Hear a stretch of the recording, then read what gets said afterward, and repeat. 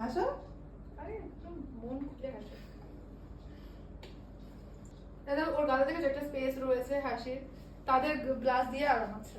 আমার স্পেস নেই তো। না দরকার নেই, কেমন গাল হচ্ছে কি জানি। না অনেকেরই থাকে না।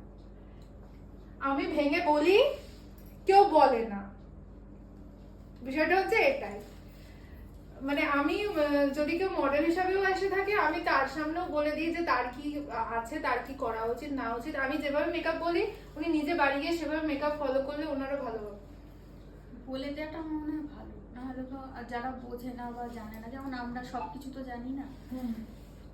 সবকিছু বলতে গেলে কিছুই জানি না, ঢোকার পর এটাই মনে হয় কিছুই জানতাম না।